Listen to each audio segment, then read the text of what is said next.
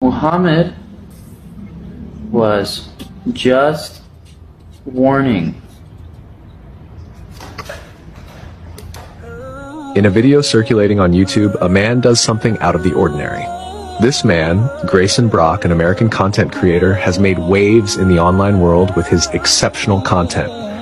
What he did this time isn't something typical. It's a journey that might transform his life in the future.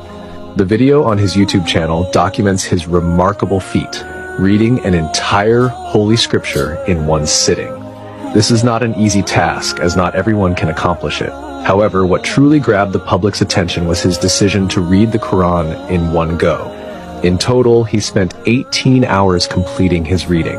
Tirelessly, he marked significant points on his body to track his progress and the parts that held special meaning to him during his reading of the Quran.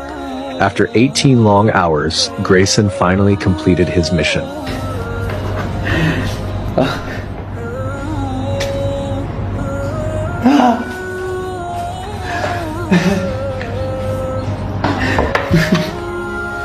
From his reading of the Quran, he distilled 3 key insights that were profoundly meaningful to him.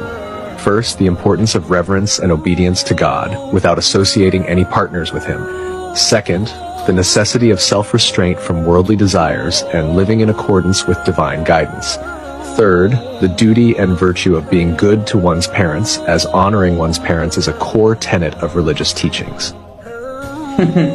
I wrote these like 15 minutes ago because I got the themes of the book. The first one being to fear God. That is the first theme of this book. It is essentially having a deep respect for God. Number 2, don't follow your desires. This is a verse from the Quran. Happy shall be he that keeps himself pure. So don't just follow your desires, because following your desires might lead you to sin. And sinning is when you go against yourself. That's what sinning is. That's what the Quran says sinning is. And lastly, this is from the Quran. Be kind to your parents. Even though he's a Christian, Grayson has a penchant for venturing into uncharted territories without hesitating to step out of his comfort zone. Initially, he harbored unfavorable biases about Islam, influenced by media portrayals and his social milieu. During his Quranic reading, he anticipated stumbling upon verses related to terrorism and violence. However, he was taken aback by what he encountered.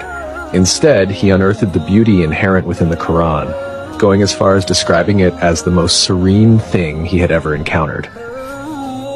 I read the entire Quran in one sitting as a white boy, Christian, and I was shocked because, and I can prove that I read the whole thing because you can see the video right there, but I was shocked because I thought it was going to be like really evil and about, I don't know, terrorism, and it was actually amazing. And the most peaceful thing after finishing, I was just like, wow, I feel like I've had some questions answered about life. It literally says ward off evil with good. Where did this notion come from that people think Islam is very like evil and aggressive and angry? Maybe it's because the news. I think it's because the news. Everything is from the news is fake. The news is fake. We gotta stop watching the news. Although he had dedicated his life to studying the Bible, reading it in its entirety gave him a fresh perspective. He was taken aback by the severe acts depicted in the Old Testament, which he found crazy. When he turned to the Quran, he noticed significant shared values between Islam and Christianity. The Quran's profound depth and intensity impressed him, despite its smaller size compared to the Bible. Conversely, Grayson felt that modern Christianity has strayed from its roots. This realization led him to contemplate Jesus' warning about a divided kingdom's inevitable downfall. I just read the entire Bible and the entire Quran. When I read the Bible, I was surprised at how violent it was. I've been studying the Bible my whole life, but reading all the way through, like the Old Testament is crazy. And I also, reading the Quran made me realize that the values that Muslims share with Christians, or like that they do share values, like pretty much everything is the exact same.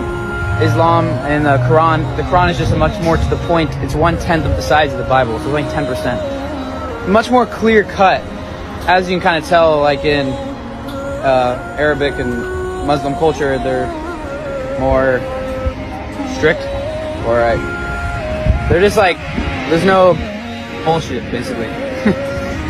They don't mess around with all this time, and you don't disrespect the Prophet Muhammad, and you don't disrespect Islam. Although Christianity feels like it's not really standing for much anymore, because now it's just like so loose and everywhere. And Jesus said, a kingdom divided will fall. Additionally, he reflected on the Bible's teaching that blasphemy against God is the only act that brings about God's wrath. In his view, this blasphemy occurs when someone places anything above God, which he regarded as a severe sin. He began to understand that worshiping a human being as God is the most blatant form of blasphemy. This realization made him more critical of the concept of divinity in Christianity. He saw that in practice, Christianity was no longer strictly monotheistic, but had shifted towards idolatry, with Jesus at its center. The commandment against idol worship is reiterated many times. Nevertheless, he observed that Christians still violate this commandment. They venerate statues and accept various widespread misconceptions. The Bible even says that blasphemy against God is the only thing you can do to not earn God's favor, to not get into heaven. You put yourself or you put something else in front of God. And I started to realize worshiping a human as God seems blasphemous to God. Christianity is not monotheistic. It's about an idol. It's about worshiping Jesus. Worshiping Jesus, to me, it's blasphemous because you're really worshiping yourself. You're worshiping another human, thinking that you can be perfect like the human. That does not make sense. All I can say, guys, is monotheism makes sense. Monotheism is the only thing that makes sense. Monotheism is within this book. You can read it in the Old Testament. They warn, the entire Old Testament is warning God's people over and over and over and over and over and over and over and over. The entire Old Testament, which is like 3/4 of the Bible. The entire Old Testament is do not put anything before God. Do not put any idols before God. Do not worship made idols. Don't do it. And they did it. They did it. There's statues. There is lies out there. There is lies. Additionally, he pointed out that it is commonly known Jesus spoke in Aramaic. He previously cited a prayer from the Bible where Jesus instructs his disciples how to pray to God.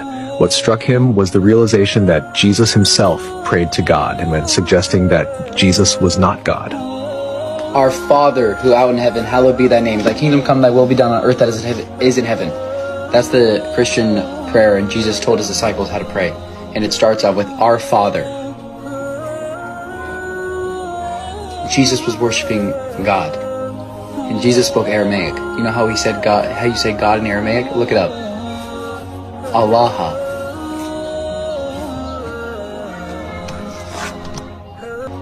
One. Intuitively, everyone knows that there must be one. We must have come from one source, and that source is the truth. And that truth is God. That's the idea of God, is that it's the truth. The truth that you can go all the way back to. And now I'm realizing I've been lied to my entire life.